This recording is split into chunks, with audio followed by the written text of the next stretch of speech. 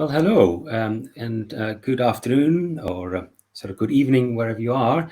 Welcome to this online meeting on the role of the Continental Free Trade Area in Africa's economic transformation. We have this as an online meeting, and we originally scheduled it to be a hybrid event and filming it from Geneva. But of course, we are all understanding of the fact that the WTO's Ministerial Conference 12 had to be postponed until later.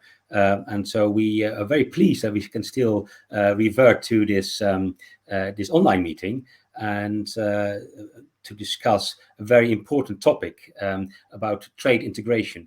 Now, of course, we know trade integration is really important, but there are also lots of challenges.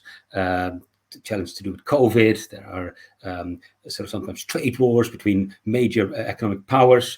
But we also know that there is quite a lot of political momentum behind the Continental Free Trade Area in Africa.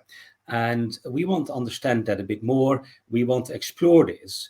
We are interested in sort of how the Continental Free Trade Area in the continent can help to achieve its objectives, its transformation objectives, its inclusion objectives, and other objectives, and also how this perhaps can be implemented, and perhaps to also explore what are the challenges that countries and the continent as a whole are facing when implementing an agreement like this.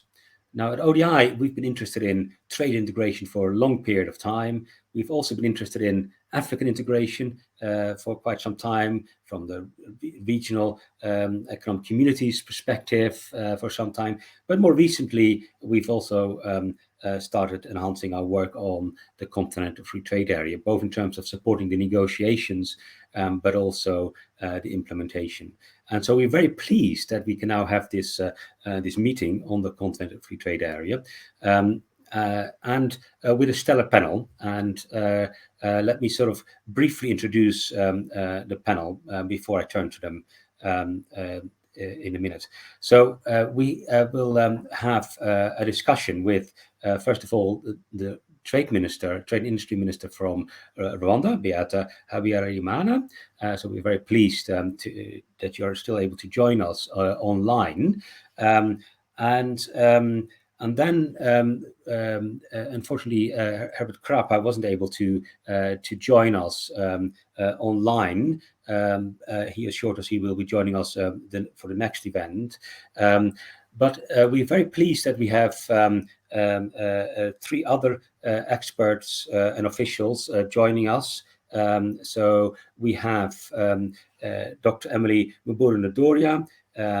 She is a very senior official from the African Continental Free Trade Area. She's the Director for Trade in Services, Investment, Intellectual Property Rights and Digital Trade. So quite some responsibilities at the Secretariat. And she will be talking to us particularly in the second part. And then we also have two organizations that are actually supporters of the integration process, both at the regional level and at the continental level. So we have, first of all, Frank Matsart, who is, I'm sad to say, the outgoing Chief Executive Officer of what is a stellar Aid for Trade program that he's led over the last 10 years, Trademark East Africa, which was a 60 million project to start off with, and now a 1 billion program with some stellar achievements around reducing trade costs and helping to integrate countries. And also we will be joined by Trudy Hartzenberg, who is the Executive Director at the Trade Law Center based in South Africa. And I'm sure everyone who is interested in African integration, in the sort of the details about the negotiations, about the laws, the legal implications, will have heard about TRALAC, and they have a fantastic resource on their website. And so we're very interested to hear also from Trudy on sort of the vision behind the Continental Free Trade Area, as well as the implementation challenges. So that's basically my introduction for the event. And I'd now like to turn to the first segment of the panel, of the session. We'll have 2 sessions and then the questions and answers with the audience. The first session will be more about the vision behind the Continental Free Trade Area, and how a country, the region, is expected to benefit, what type of integration is really important. And then the second part is more focusing on implementation challenges and support that is needed. So let me first ask the Honourable Minister, Trade Minister from Rwanda, Beata Habyarimana, to sort of express how you would think that Rwanda is expected to benefit from the Continental Free Trade Area. What are the sorts of type of integrations you are looking for? Where's the big prize for you? Over to you. Thank you, Dirk, and thank you. My greetings to all the panelists and also the audience. It's good that we have had this opportunity to go online while we were to go physically with the meeting. But I think coming directly to your questions related to the African Continental Free Trade Area, I do think it's an opportunity for all of us. Each country has its own opportunities in it. It's not just a single country. And I think also when we look at the AfCFTA, we look at it considering that we have also other regional blocs we belong to. But maybe I would say having a wider market is something very positive. Like Rwanda, we have been the EAC, the East African Community, we have been in the COMESA, we have been also belong to other regional blocs. But Rwanda aspires to become a middle-income country by 2030 and a high-income country by 2050. This is in our national strategic transformation strategy. And then when we consider the fact that we are a landlocked country, our growth is also based on a bigger market, on trade connectivity, and on regional value chain, where the market we'll be producing for is the whole continent. We consider not just from the regional perspective, but as well as in the global value chain, as these are key elements to achieve that target we have in our national transformation strategy. But as well, we think that belonging to the AfCFTA will increase the competitiveness with our local firms, and each country is to define what it is good at. And for Rwanda, we consider like agro-processing is an area we can really progress quite a lot, as well as tech companies, because we have seen that we have some skills there and can have also an area for growth. But you also consider that the trade of services is something we can really benefit a lot going through the whole continent as a single market. I would say that also our country is looking for an economic transformation when it comes to removing the tariffs and to open the borders. These market entry restrictions, once they are removed, it allows the local farms to have a gain in the economies of scales. And as we speak now, beyond or after, or maybe let's say in the middle of the pandemic, the AfCFTA would be like an assistance for us for the e-commerce to be better integrated through intra-African trade.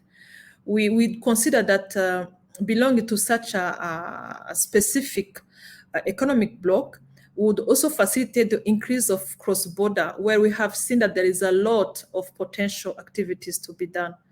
In brief, is what I would say for how we contribute, how AfCFTA contribute to our country's economy. But we are also doing a lot as a country to see how we can really progress in the implementation of the AfCFTA. That's very interesting, Minister. Thank you very much indeed. And you mentioned a number of areas that are particularly important for you, such as tariffs. You also mentioned e-commerce. And I think, am I right to suggest that that Rwanda has agreed to host the headquarters of the EU-backed e-commerce platform? And perhaps maybe what are the expectations around the sort of the e-commerce discussions at the Continental Free Trade Area for Rwanda? I think a lot have aspiration, but especially this pandemic period allows to facilitate how e-commerce is important. It was, I think, at a very early stage of development.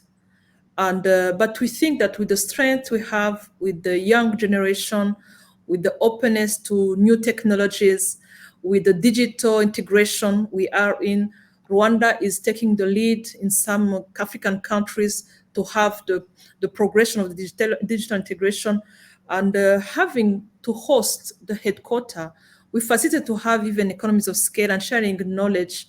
We think that you can even by that way impress, involve, influence other African countries to embrace digital path. We think that trade today can't be the classic model we used to have. And the e-commerce is something we want to be reaching the smallest of our traders, the SMEs, in the far region and rural regions, being able to do it over the phone, over just a digital device they would have. So by embracing and hosting such an institution, we would like to have a specific role in really embracing that path through Africa.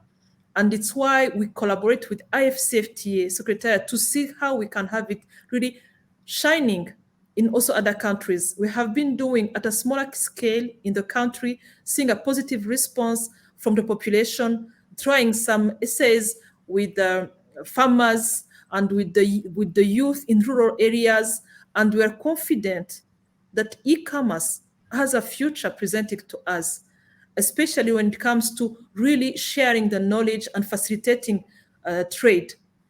We think that also it will be going at the same time with the digital path and the evolution we are in as a country. Rwanda has been working a lot on having the AfCFTA national strategy developed. And from the specific areas we work on, we believe that the implementation will be more realistic and really reaching every interest of the population you have, not just in the country, but even in the region. Yes, no, that's very important, and it's very important to hear from such a major proponent of the Continental Free Trade Area and such an early backer, and also playing a major role, for example, through e-commerce, and also thinking immediately about implementation strategies already. I will get back to you in the second round around more the challenges to do with implementation. Let me bring in Frank Matsard at this stage and think a bit about sort of where do you see the vision for this major project, the Continental Free Trade Area? How is it going to benefit Africa's aspirations? What needs to be done? Well, thanks so much, Dirk, and great to be on the panel. Thanks for inviting me. And yeah, I think first of all, it's worth saying that the potential of the AfCFTA is potentially very transformational for Africa. And as the Honourable Minister said, I think one of the key benefits for many of our countries is that the size of the potential market is quite large. But not only that, it's diverse, it's large, and it's urbanizing, and markets are growing. Growth in Africa is generally much higher than other parts of the world. And I think, the potential for exploiting that market and tapping it, African firms doing that is a very important factor. I think, secondly, with that goes the potential to boost intra-regional and intercontinental trade.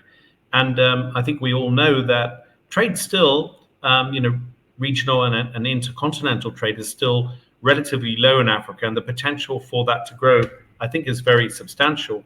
With it also comes the potential for regional value chain development, specialization, job creation, and obviously growing prosperity for citizens. And I think, the UNECA estimated that exports to the continent could be boosted by about 45%. So the potential market's very large, and that offers opportunities for specialization. And as I said, if you can bring down some of the trade barriers, the development of regional value chains. So what I think the vision for the Continental Free Trade Agreement is to have a flow of goods around the continent that's easy, fast, efficient, and predictable. And I think that's very important. And with it come strong levels of investment, potential industrialization. And I really agree with the minister there. It's not just about big business. It's really about making sure that the agreement works well for smaller businesses, particularly also women-owned businesses and small traders across the continent, where, let's face it, a lot of our economies have a larger informal element. That's a very important aspect for the trade agreement really to be beneficial to millions of Africans. So I hope that answers it. Sure, thank you, Frank. That's really important. So think about sort of more trade, investment, industrialization, but of course benefiting the full range of groups and companies. And so I'll be asking later on the challenges behind how to do this. Trudy, where do you think lie the greatest sort of benefits from the Continental Free Trade? Which are sort of the areas where the biggest prizes, as it were, in terms of integration? Thanks so much, Dirk, and really great to be part of this very interesting and important conversation. I think one of the important areas of benefit from the AfCFTA is in the non-tariff area, improving trade governance. I mean, if we just think about the Protocol on Trade and Goods, there are 4 annexes that deal with trade facilitation issues: customs, border management, transit, trade facilitation, and of course, eliminating non-tariff barriers. And it's well documented that these non-tariff barriers are far more pernicious barriers to integration, intra-Africa trade, value chain development than the tariff barriers. And this, I think, is an area which is also so important because it has a multiplier effect. If we improve trade governance, we obviously improve our competitiveness and efficiency vis-a-vis our global trade partners. So for me, this is really where we need to be investing in terms of developing very robust and supported implementation plans. It's also where a lot of complementary initiatives need to be focused, and some of them already are. We see, for example, that Afreximbank, out of its usual core business focus area, is supporting, for example, quality infrastructure development across the continent. That's absolutely critical, because in supporting that governance development, we're really working on developing our capacity to produce goods and services competitively, enhancing our potential to trade, irrespective of whether it's with a neighboring country or, in fact, with global partners. Linking on to what Frank and the Honourable Minister have said as well, I think what we really need to be focusing on, and there is significant potential, and that certainly can be supported by the reduction in non-tariff barriers, is cross-border business linkages or value chains. I think we're starting to see in certain areas such as the automotive sector, clothing and textile, agribusiness, so many African countries of interests and aspirations to develop those sectors and industries. It's going to be so important that we collaborate. Otherwise, we could end up in a very tough competitive space, undermining some of the potential benefits. So I think this is an area to work on very importantly. And the time is right, because the AfCFTA has generated so much global interest, for example, from investors, traders, and also our development partners. So it comes at a time where there is a dynamism on the continent, youth development, digital transformation. So many important issues are coming together, which make it such a great opportunity, time and space, to attract foreign direct investment, but also leverage opportunities to collaborate where possible and to develop a robust, resilient industrial structure across the continent. Because I think this is certainly an area that, if we look at the dynamic benefits of the AfCFTA, we're going to have to focus on development of our productive capacity, diversifying productive capacity so that we are, in fact, more resilient when new pandemics and crises, most notably possibly climate crises, come to our shores. Thanks, Dirk. Thanks, Trudy. That's such an upbeat sort of assessment of where the opportunities lie, and also where sort of the current interest lie, the global interest in Africa's integration. And we highlighted, you've all highlighted a range of issues. You've highlighted reduction tariffs. You've highlighted reduction in non-tariff barriers. You highlighted trade facilitation measures are really important. We've discussed e-commerce. You've discussed investment, and a range of issues that need to be addressed, and in order to sort of benefit, to bring benefits to the continent. And then on top of that, it's not an ordinary agreement. You wanted to also build value chains, regional value chains. You wanted to provide a boost to the production structures, regional production structures as well. So there's quite a lot of few expectations there, and there are quite a lot of provisions that need to be negotiated, need to be concluded, and also need to be implemented. And so I suppose the next round of questions will then be about implementation, and there I would also bring in the Honourable Minister, and then of course Dr. Emily Mburu-Ndoria first as well.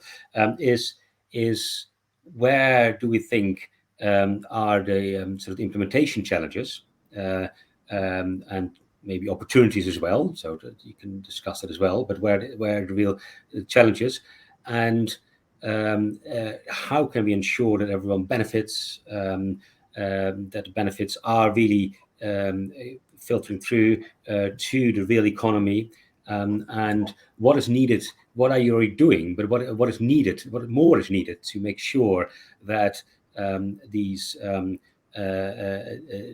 agreement is implemented and these provisions are being implemented, and that we do get this boost to the regional value chains. So let me first start with the Honourable Minister from Rwanda. Minister, over to you. Thank you, Dirk. I think when it comes to AfCFTA, we can really have a long list of opportunities and also challenges. But I just named few, and as well the panelists will supplement.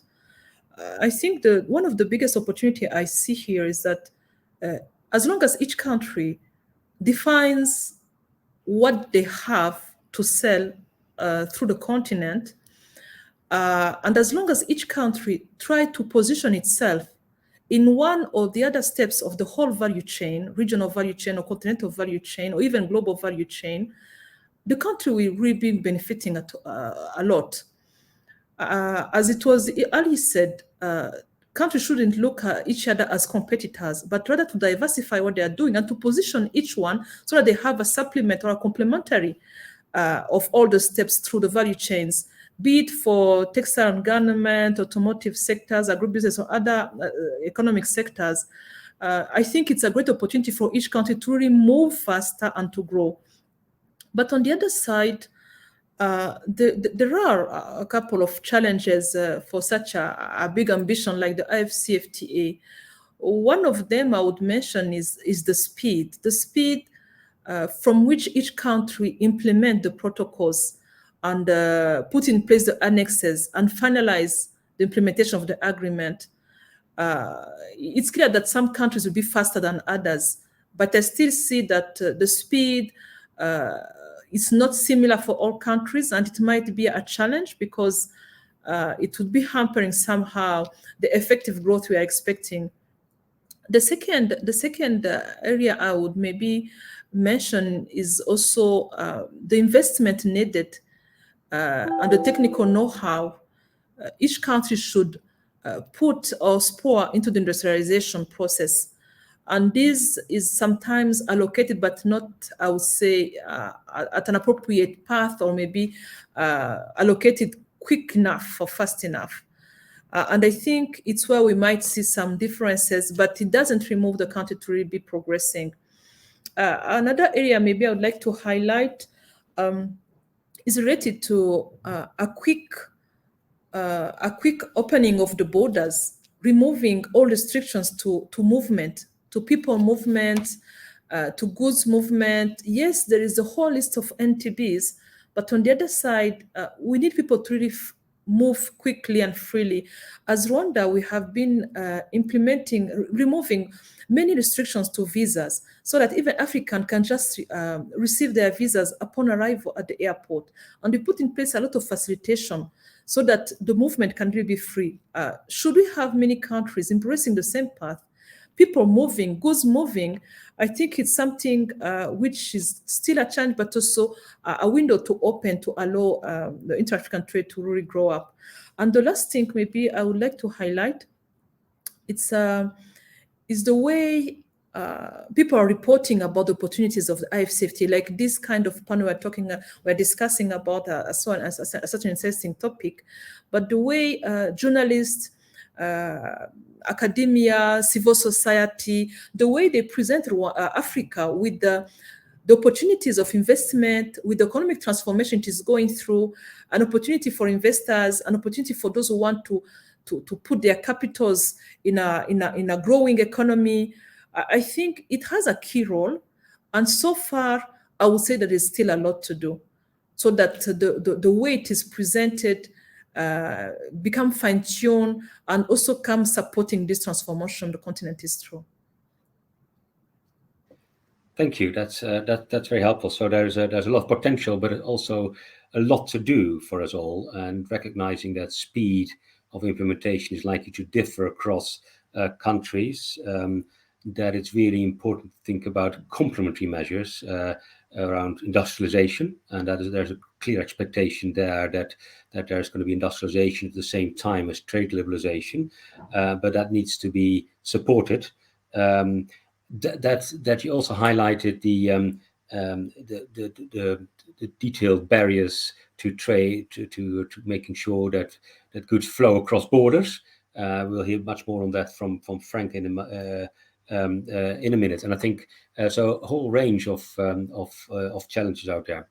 I'd now like to bring in Emily Mburu-Ndoria. Welcome as well, and so you sit, of course, in the Continental Free Trade Area Secretariat, working full time on the nitty-gritty of the implementation of the agreement, and also and still also the negotiation some of the issues. So there's a double task there that you're facing, and so we're quite interested to hear from you how you're looking at sort of the benefits from this agreement, but particularly where are the challenges? Where do you see the challenges are, and where do you think support might be needed as well? So over to you, Emily. Okay, thank you very much, Dirk, and Honorable Minister. Thank you for joining us today. I had not wanted to speak in the first round, of course, because of the fact that I wanted to hear from the fellow panelists on really what are the issues, and of course from Honorable Minister, what are really the key issues that a country like Rwanda would want to see us at the Secretariat also working on to ensure that there is full implementation of the AfCFTA agreement.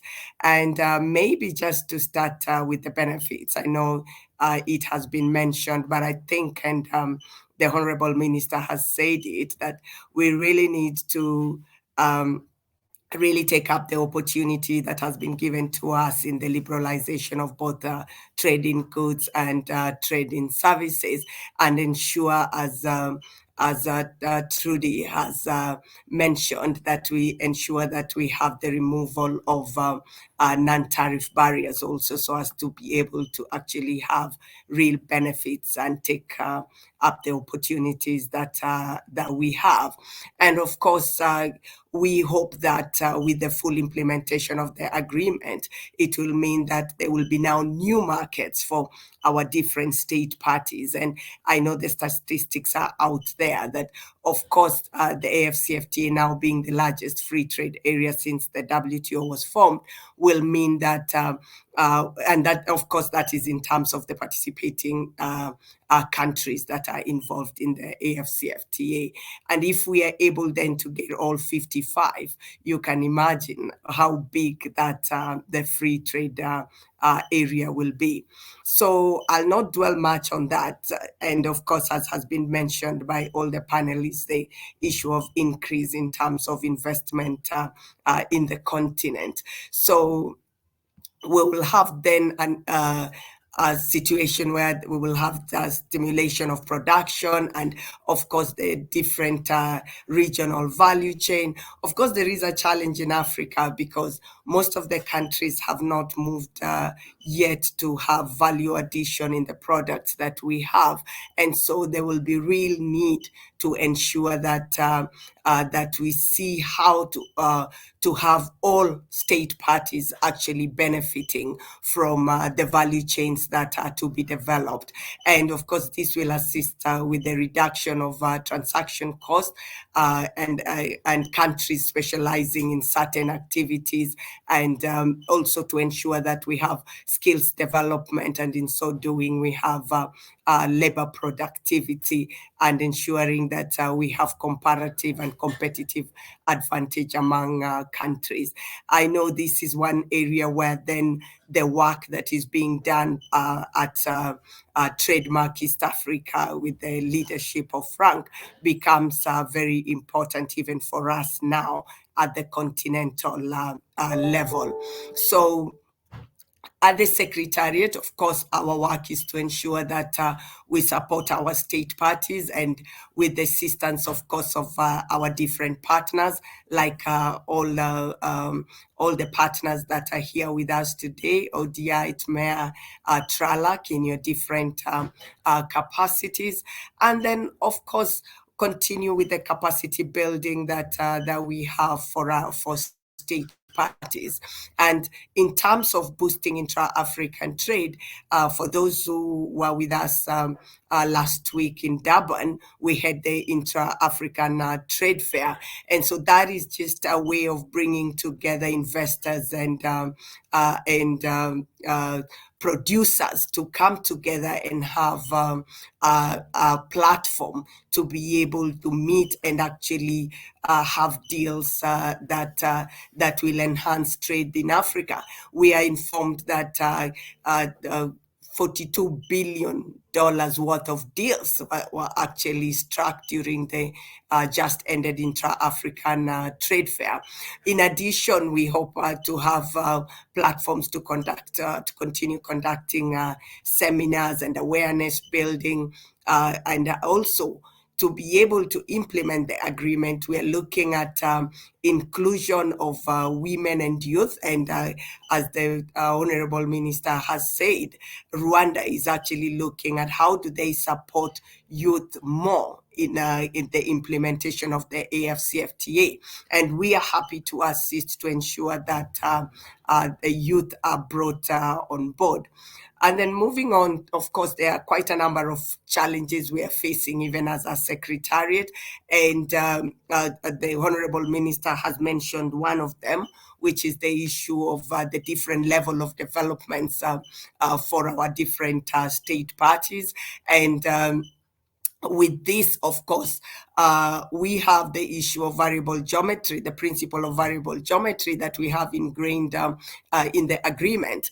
But as the AfCFTA, we hope that we can move with all the different countries so that we can help those that are more advanced can be able to help those that are less advanced to pull together to have economies of scale, and so have everyone benefiting from the AfCFTA.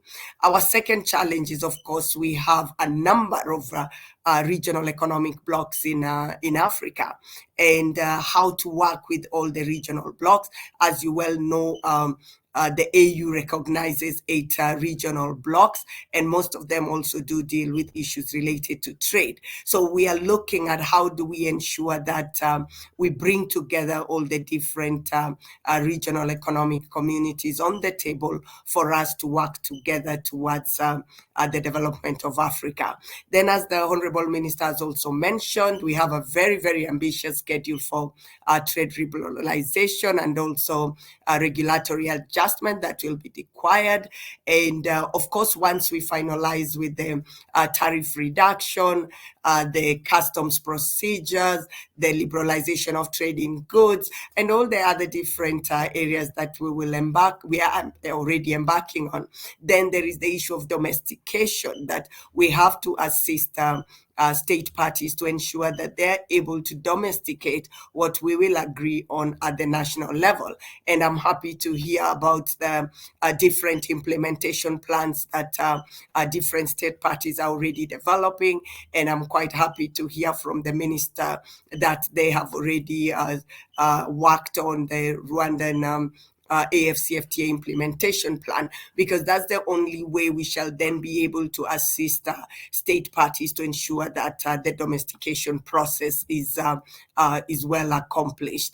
And then also there is the issue of really implementation of the face down for tariffs, and this is particularly important because of countries that have come in as customs union, and some of those countries have both LDCs and developing countries. So how are we actually going to be able to consider the issue of face down? So those are just some consideration of the issues that we have at hand. If I move on to talk about under trading services, the issue of coming up with regulatory frameworks, and also continuing with the negotiations that are quite intensive. So that also creates a number of challenges even for state parties. Now, what support or guidance would be useful in this case?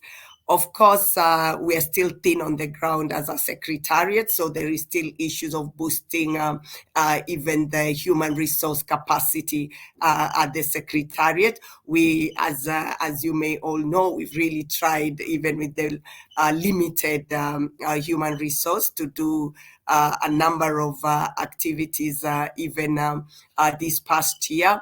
And of course, we will continue with the awareness building on the AfCFTA, technical assistance and capacity building, both in trade and investment related issues, and even in the new negotiation issues that we have embarked on: digital trade, competition policy, investment, which one haven't I mentioned? Intellectual property rights, issues related to women and youth in trade, and also issues related to dispute settlement system and setting up the dispute mechanism at the AfCFTA. Also, we will continue assisting those countries that have not ratified or deposited their instruments of ratification to do so, so that we can be able to strengthen the AfCFTA work. Then we will, of course, continue with the statutory meetings, because that is the only time we shall be able then to bring what we have finalized to be adopted and accepted by the different state parties, and for it then to move to council. So there is a lot of work we are doing at the Secretariat, the validation of the offers that we have been given, both in goods and in services, so that we can be able to have them adopted for preliminary, or what we call provisional application of the offers that we have both in goods and services at the next meeting of the Assembly of Heads of States and Government, and then to move on to continue with the work, not only in goods and services, but also under the new issues. I'll stop there so that at least we can hear from the rest. Thank you very much.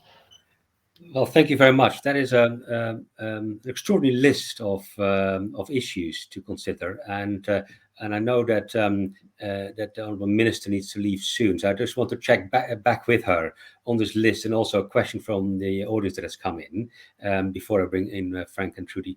So you mentioned about the different levels of development. How do you deal with that? So that you probably also have that within the East Africa region as well. There's the how do you deal with the regional economic communities? You need to converge on offers and then discuss that with the Continental Free Trade Area. There's quite a tight schedules of liberalization. There's domestication of all the schedules into domestic law that needs to take place. The regulatory frameworks that need to be put in place for services, investment, and so on. And then there's this additional question that came in from the audience just now, and to say, Honourable Minister, is there a plan in place by African leaders to empower entrepreneurs or African business to fully participate and compete in the free trade agreement? And then the person adds, I don't think that allowing foreign investors to drive the African Free Trade Agreement is a win-win for Africa. So in terms of the sort of quite a bit of laudable remarks about your implementation strategy, that you've already started looking at this, there are lots of these challenges out there. And in particular, this last question, is there a clear plan to ensure that the African business gain from this, the local entrepreneurs benefit the most from this? Maybe, I know before you need to leave soon, but maybe you could have some comments on these challenges. Thank you, Dirk. I think that the question is very important because for me, I think it's a combination of what the government is doing and what the local entrepreneurs are doing as well, because it will require both of us to work together, and it's where comes the way we discuss and we talk about the AfCFTA, the way we meet people to understand what is really behind it. There's the whole process Emily was talking about with negotiating, with fine-tuning the agreements, with discussing and domesticating the annexes. But on the other side, I think there is something we've been needing from the entrepreneurs is to be bold, because as we know all, the intra-African trade has a very low rate, meaning that they will have to think in another way. They have to put in place a vision for the long run, not just looking at their domestic market, but at the regional market. They have to embrace a continental market size. So this is something we need from them. The second, I think we need from them as well is to accept, to embrace the current digital technology we have when it comes to trading. Is one of the key elements to be able to trade from here to the north of Africa, to the south of Africa, to Western Africa. We will no longer be just classic trading, but they will need to really accept to have the literacy for digital devices. They will need to learn about it. They will need to really force themselves. And for that, it will be making as well their business easier, but it's a key element we need them to really embrace as a commitment. On the other side, I think for the government, the plan is long. When we come to a strategy, defining how we want it to be implemented, it goes to reach all the SMEs we know we have over the continent. It's not just for the big countries to keep growing up, but it's really to have all those small and medium entrepreneurs integrated into the whole movement. And this will start with cross-border trade. For that, I think also the government is working on putting in place the appropriate infrastructure, as we said, as well as the investment needed to have those infrastructure in place. Yes, raising awareness, but also going through all the details of the negotiations and the discussions we have when it comes to phase 1 and phase 2 of FFC, to go deeply and seriously into it, so that we have a clear picture of where we want the country to be positioned. This is something applicable to each country, but as we have the free movement of people and goods, it doesn't rely just only on the country. As African will be walking around from one country to the other.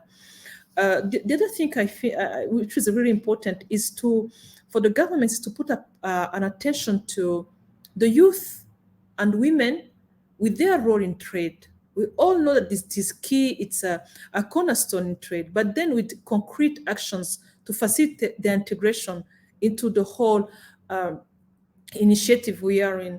I think this is also something very important, and as well as the way we define industrialization.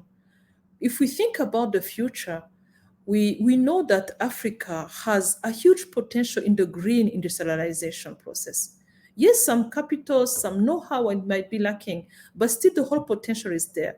So if countries are defining their industrial policies and strategies, they should look into the future. I think the future of industrialization, the color is green. So for the government, we have to really orient our policies in that focus and then facilitate our entrepreneurs to embrace that path. Those are the key elements I would add. But again, I would say that yes, there are challenges, but there are more opportunities than challenges. There are more possibility of growing than coming back. It's just step by step and keeping the path to be able to really deliver.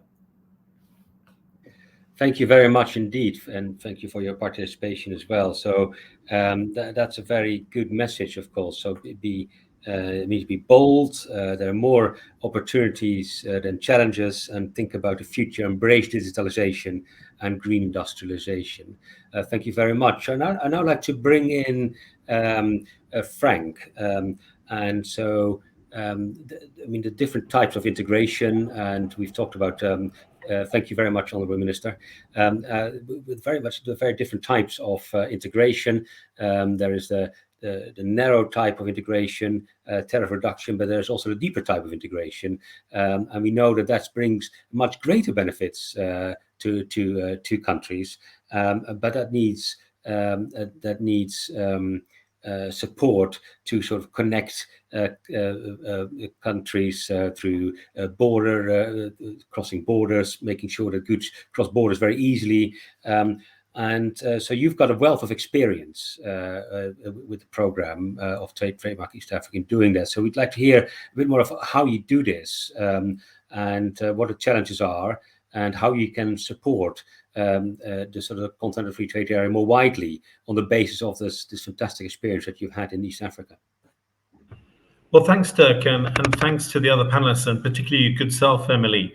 Well, I think, I guess our experience is trying to think about trade really along the key trade arteries in Africa that link countries together, known as the kind of trade corridors. And I think, what we need to be thinking about is how we can ease the flow of goods from ports to the different capitals, points of destination, and markets in a kind of seamless way. And what it really requires is not thinking so much just about an individual country, but really around the kind of thread that connects them: the roads, the railways, the waterways.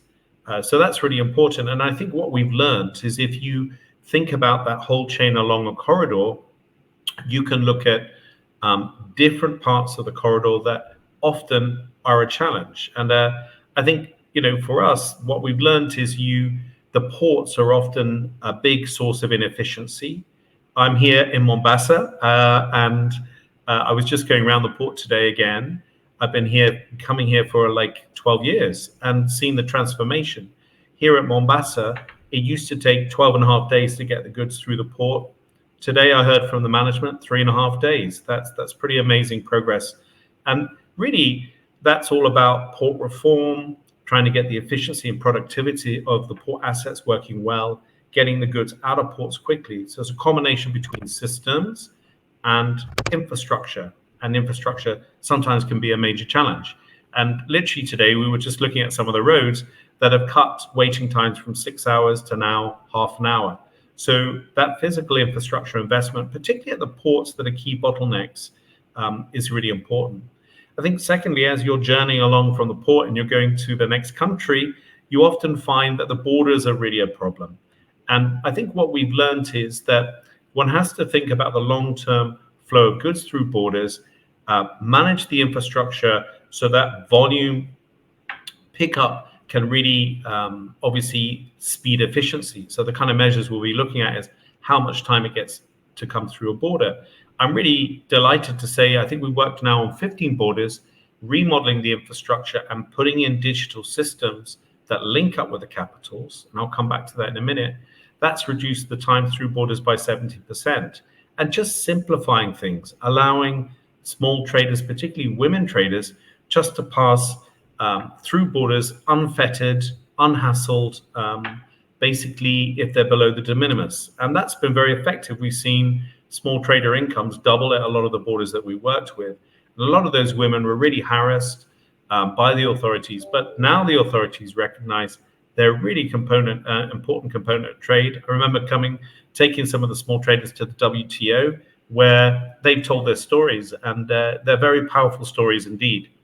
I think with all that, you can have that experience of kind of looking at the physical infrastructure and the corridors, but then you need the policy wrappers along those corridors to work well. So that's harmonized customs processes, it's investing in modern customs systems, cargo tracking, and then digitizing all the different trade processes. I mean, we've digitized altogether about 150 different trade agencies here in East Africa, and it really makes a big difference. I mean, the Honorable Minister's gone, but in Rwanda, bringing that all together on a single window platform has reduced the clearance times in Rwanda from 11 days, I think, to about 10 hours now.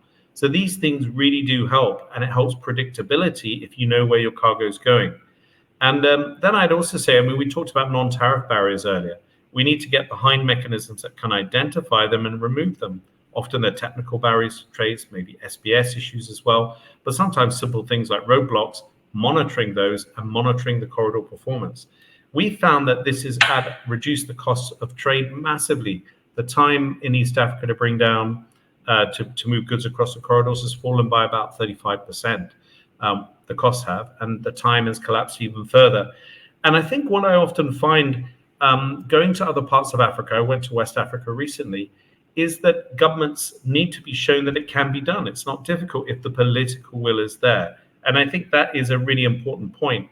The other thing we really learned about East Africa is that if you open up trade, you open up borders, you make it more seamless, you get more investment. And what we've seen is the fear of revenue loss by many countries. They fear that if they open up, revenue is going to fall. We've actually seen massive revenue pickups because of the pickup in the trade volumes. So I think that's some of the experience we've had. And I think the other thing I just wanted to say was really about COVID. We live in difficult times with the pandemic.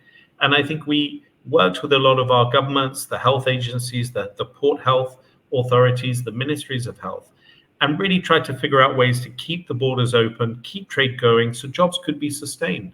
Otherwise, we were seeing massive falls in massive increases in joblessness. So that's been really important as well, because we live in a slightly changed world now with many more medical protocols. So we need to also be thinking hard about how we can harness the power of technology. We worked with the East African community to develop here a truck driver tracking app that also has a medical passport on it that can allow much more free movement of goods. So I think that's an important issue. So those are some of the things that we've learned. I mean, there's a lot more that you can say. And I think Emily talked about export diversification, because many of our exports are quite co-varied. That's really important. And in a way, we need to start thinking much more about regional value chains. Maybe putting in the back pocket our national industrialization strategies to think much more of a continental industrialization strategy. And the final thing I'd say is a lot of our export businesses actually do face quite big constraints in getting access to finance. We haven't talked much about trade finance, but for a nascent sector on the continent, cotton, textile, and garments, you often have a problem that businesses get lots of orders, but then it's a long time before they get paid. So that kind of receivables finance or even pre-shipment finance, I know that 40% of SMEs on the continent get rejected for that kind of finance, and it's a major constraint. So when we think just not just about diversification of value chains, we've also got to think about really increasing the flow of finance to help those businesses blossom. So let me stop there, Dirk. I'm sure I could go on a bit longer, but I hope that shared some of the experience. That's incredibly useful, Frank, to share those experiences, and also to understand a bit of what it is that you're doing, but also how it interacts with the sort of the trade negotiations, implementation issues as well. And so both the physical side of infrastructure, but also the regulatory sides, and And that's very interesting. And also sort of the results as well that you mentioned, sort of in Rwanda, that clearance time had been reduced from 11 days to 10 hours, for example, doing that, and that has cut the cost of trade in East Africa by 35%. I mean, that is extremely valuable, and that can help sort of the regional value chains development, which is sort of a useful and important complement of the trade liberalization part. So that's really really important, interesting. Trudy, maybe I can also come to you. So your part a lot of provide also trainings and provide a lot of information around trade law in particular, and there and some of the issues are to do in the context of trade are to do with tariffs and so on, but others are about rules and regulations, and they're very different types. So what are the issues there? What are the implementation challenges that you foresee, and sort of how can this be supported in the years ahead? Thanks so much, Dirk, and really interesting to listen to Frank and to Emily and to the Honourable Minister about the non-tariff agenda, where rules and regulations actually do play a very important role. But I want to go back to Emily's reality check, and that really brings home the fact that we are a little bit stuck in the negotiations, so to speak, with foundational elements for a free trade area, tariffs and rules of origin.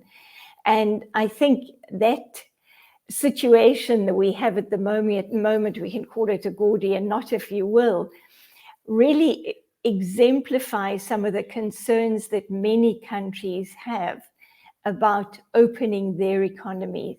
I think that they've realized over the last number of years the importance of, for example, trade facilitation. Many have and are embracing digitization and so on. And there is a lot of policy, legal, institutional development happening at national levels that we can support and harness in terms of giving effect to some of the new instruments that we are still to be negotiating. The protocol on e-commerce or digital trade, for example. But I do want to come back to the fact that until we have a tariff dispensation with associated rules of origin, we technically cannot trade under the AfCFTA. So this is an absolutely urgent issue for us to try to move those negotiations ahead.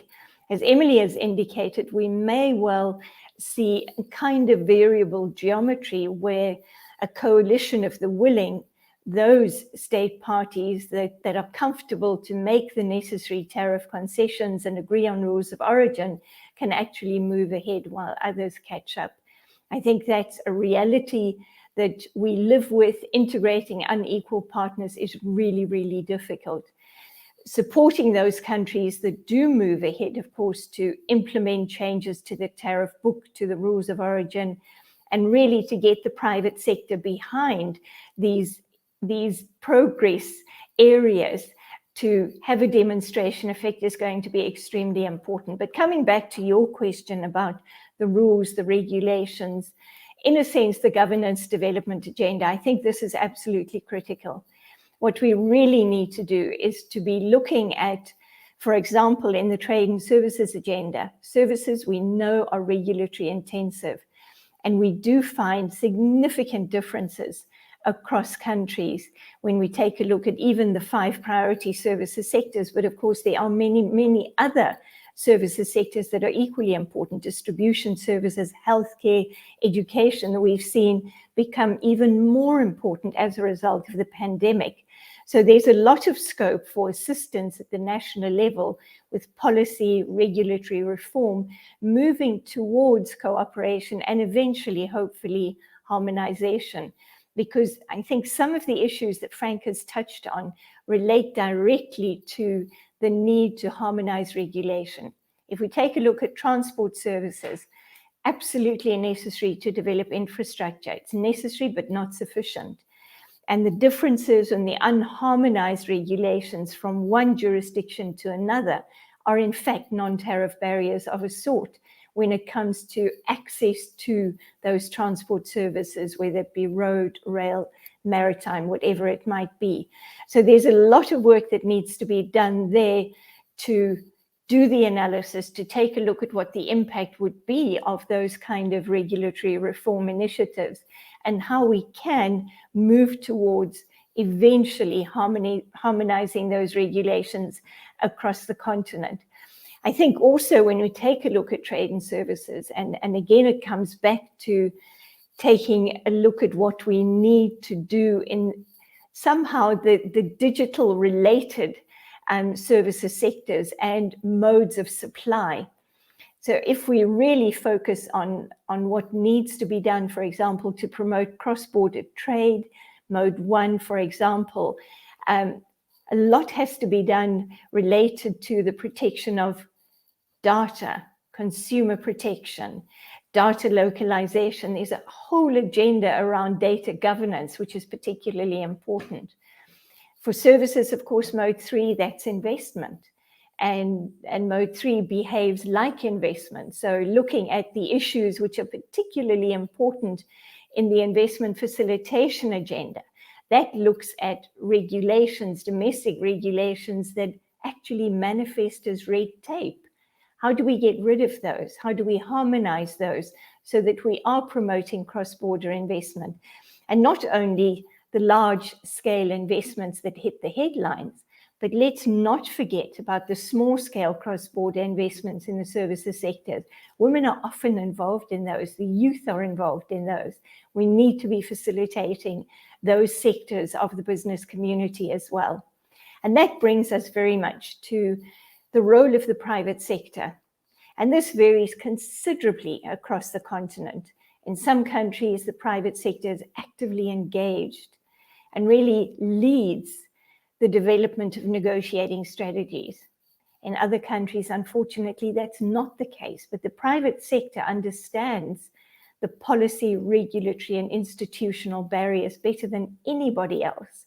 So having them involved in the processes, not only of developing negotiating strategies, but also in that domestic policy, regulatory, and institutional reform processes is more important than ever. This is also where sector regulators become really important for us to bring on board in terms of this bigger enterprise of moving the regulatory reform and development agenda ahead. Sector regulators understand the sector dynamics much more than our trade and services experts necessarily. They really understand the nature of competition, the nature of engagement, barriers to entry, market access issues. And they have to work with the trade negotiating team to really unlock the opportunities in our services sectors. And I really think the foundational contribution that trade and services liberalization across the continent can bring to improving competitiveness in agriculture and manufacturing, reducing transport trade costs, the broader collection of business-related costs that are associated with a range of services that are inputs into all economic activity can be significant to boosting the potential for the African Continental Free Trade Area. I do want to come back just to a point about the global interest in the AfCFTA. And I think one should look at this very, very carefully. Of course, growing markets with potential, are going to attract investors from the continent, but also globally. But to harness that investment so that it contributes to development outcomes is particularly important. And this is where the terms and conditions on which we accept that investment, and if it's global, of course, it won't be governed by the Protocol on Investment in the AfCFTA, but by other legal instruments. That's going to be extremely important. But improving investment governance, investment facilitation will be good not only for intra-Africa investment, but also for global investment wanting to take up opportunities, and with appropriate regulation and policy can contribute significantly to the development outcomes we need on the continent. Thanks, Dirk. Well, actually, there's some very excellent remarks there, Trudy. Also, at the end is that a sort of a transforming, growing Africa is of great interest for the world as a whole, of course, and so to foster more deeper trade and investment linkages as well. And I was just looking at the speech from Xi Jinping yesterday. There are lots of other countries outside, but of course, the foundation is a strong Africa, a strong integrating Africa. And if it's strong internally, it can also engage more strongly externally as well.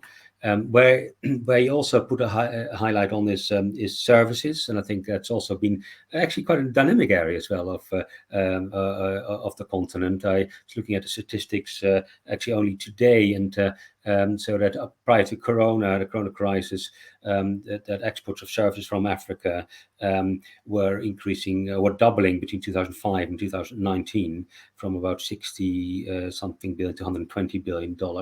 And there's lots of interesting things going on, actually, things that we don't measure, and sort of bringing together the issue of what are the implementation challenges and opportunities. So, of course, there's still the negotiations to be finalized, including for phase one. Sort of 10% of the tariff lines still need to have rules of origin, but there's progress, and there's progress being made, and there may still be some challenge there, but there's progress.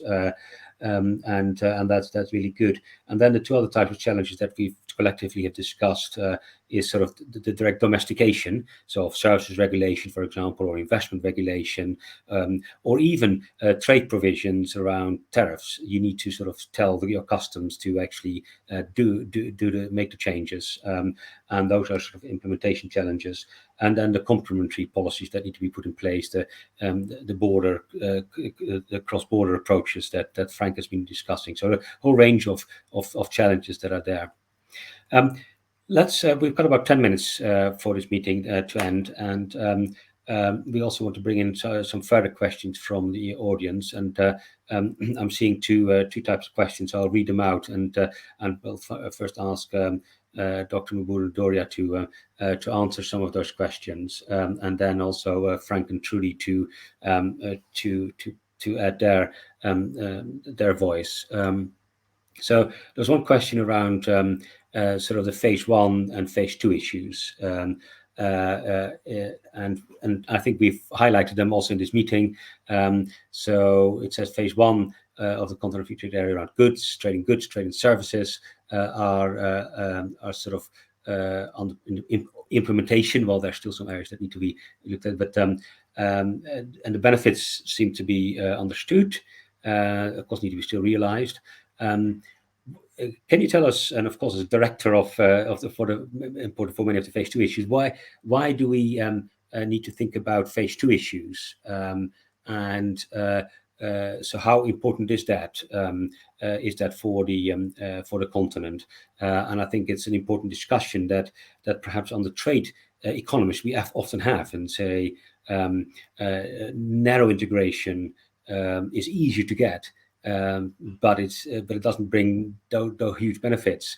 It can lead to sometimes more trade diversion, trade creation, no welfare benefits. But if you go for the deeper integration, then the price is bigger. But at the same time, it may be more difficult to reach and all the challenges that you get there. So maybe you can enlighten us a bit on that, Emily. And also there's a question about variable geometry. So I think there was your number one issue was level of development that you highlighted, and so how does this play out? So there are the bigger countries, and in the past we've had some countries sort of dominating whole regions, and making regions perhaps unstable in the very past. Now, of course, we're more interested in sort of an inclusive integration process. How are you going to ensure that this is inclusive of all parties, so that perhaps you can address the variable geometry. So over to you, Emily, for your final remarks. So you can take a few minutes if you like, and then Frank and Trudy for your final comments as well before I close. Over to you, Emily. Okay, thank you very much, and thank you for reminding us of the time. Some of us should be actually have had dinner by now. So that's the interesting one. Anyway, I think let me start with the variable geometry question, and most of them I know Trudy has actually handled, but I'll just say, really, when we talk about variable geometry, we are talking about coalition of the willing. What is your interest in joining the AfCFTA and actually implementing the AfCFTA? So some countries may look at it politically and say, politically, I would want to join the AfCFTA, but we are saying it should also be for economic issues. It should be important to you to be able to implement, and that is where the ratification issues also come in, and the domestication issues. So when we talk about variable geometry, we are saying we don't need to wait for everyone to be on board for us to start trading under the AfCFTA. Whoever is interested enough and is ready to start trading, then we'll start trading. And maybe here I can mention that we have about 41 offers that is in trading goods, but when the verification is done, it's only about 27 countries that are meeting the requirements of the modalities that were developed for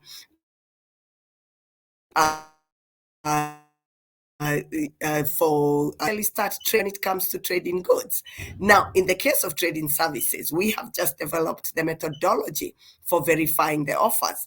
And the whole essence of it is that we have to ensure that we have substantial liberalization, more than what those members that are members of the WTO have done. And so with the trading services elements also, those that will be ready to start trading will then start trading under the trading services protocol. So we are just saying, with variable geometry, we are not going to be waiting for everyone to be on board for us to take off. It is whoever is ready to take off then takes off. We had the start of trading that was launched on the 1st of January this year, and Ghana and South Africa took upon themselves to already start trading under the AfCFTA.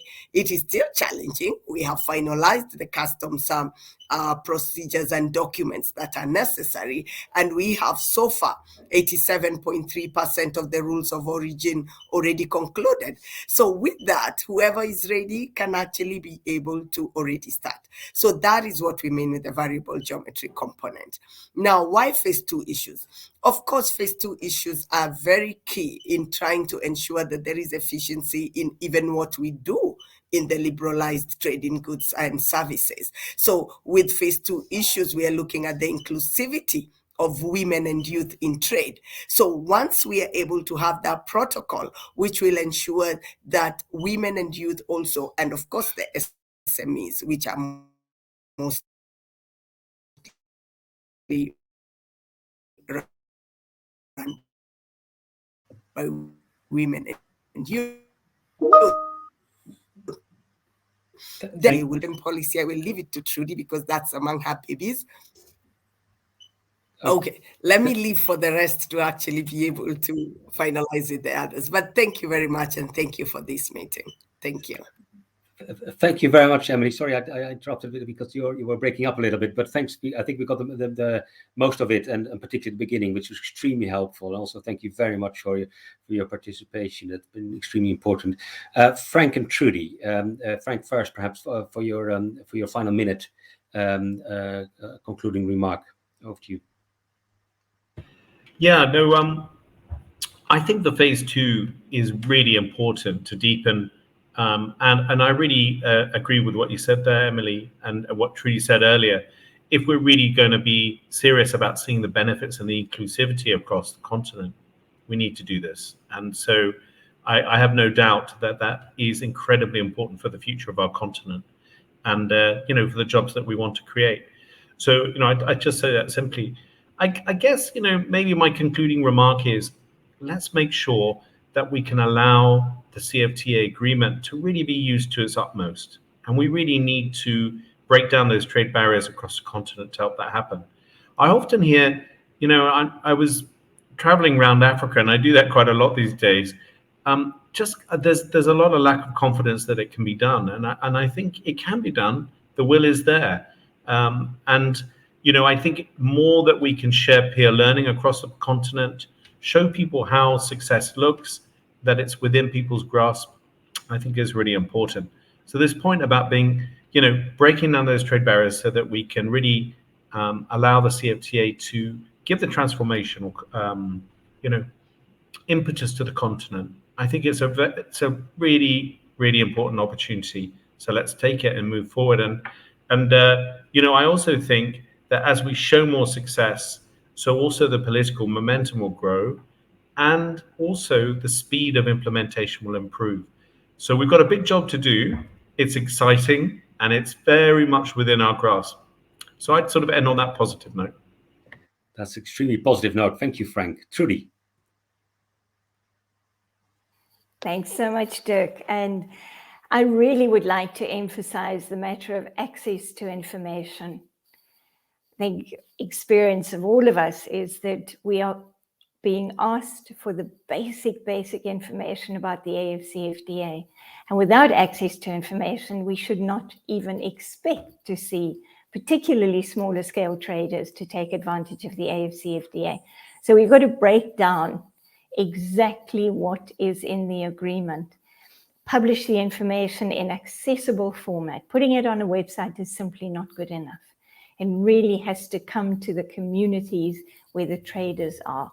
I think that's extremely important. The other thing I want to emphasize, and it's not so much a phase 2, but a phase 1 issue, is that we should work on implementing, in particular, I'm referring now to the annexes for trade and goods.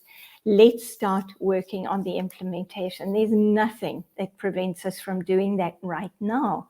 So while we're really working to get those final tariff concessions and the rules of origin negotiated, take a look at mutual recognition of authorized economic operator programs, the kind of programs that Frank has been talking about: customs, border management cooperation, port management cooperation. Very often this word management, when it comes to infrastructure, seems to be missing. And I think it plays such an important role in terms of facilitating access to the services that the infrastructure has to deliver. But I do want to end on the note with a protocol on women and youth. I think this is absolutely critical. It's an opportunity that we have not had before in any one of our regional economic communities. At this stage, and let's focus on women, there are scant references to women, aspirational references, which are really important, and of course in the Protocol on Trade and Services, a more detailed reference about supporting women services suppliers. That's simply not good enough. So the Protocol on Women and Youth really provides an opportunity for us to mainstream gender and youth throughout the agreement. Let's pick up on the commitments through the annexes in, for example, the Protocol on Trade and Goods, and give effect to those with binding commitments that can support women and youth in that protocol. This would be a game changer for the continent, not only for women and youth. Thanks, Dirk. Thanks, Trudy, for those excellent remarks and very uplifting remarks and important reminders of what's at stake. We've talked about a vision behind the Continental Free Trade Area, and we agree that this is so important to include phase 1, phase 2 issues, including the Protocol on Women and Youth. And so we need to really sort of envision this new future, and it's looking different, but it's looking good. Of course, there are implementation challenges, and we've started thinking about those. We started sort of categorizing them, thinking about what they are, where they come, when they come. But we need to have more confidence that we can address them. and we can also be emboldened by the practices and the experiences that we've seen already so far, including what Frank has been mentioning, is that we have addressed challenges in the past. We have shared experiences and shared lessons, perhaps in smaller parts or smaller areas, but we can now actually begin to address some of the challenges, and that includes sharing information and sort of highlighting again the important role for TRALAC in this, highlighting the important approaches, the corridor approach that Trademark East Africa are doing, and must be said that we are at ODI also playing a role in this through the support that we receive from the UK FCDO, also to help support the process in the future, and building on our work with African institutions recently. And so we're very pleased that with the meeting, want to thank all the participants, so the presenters, so Frank, of course, thank you very much, and Trudy, thank you very much, and Emily, also thanks very much, and the Trade Minister for discussion, also the audience for still being with us, even though it's been an online event and not an event in the Neve itself. But we think it was extremely worthwhile to hold these meetings nonetheless. The recording will be online very soon as well. And I think collectively, we're very interested to sort of see how this agreement is being negotiated at final stages and implemented, and how we can further support the process as well. So thank you very much for your attendance. Thank you very much for your presentations, and have a good evening. And I hope you're going to enjoy your dinner wherever you are. Thank you very much indeed. Thank you. Bye-bye. Thanks so much. Really appreciate it. Thank you. Bye. Thanks. Good night.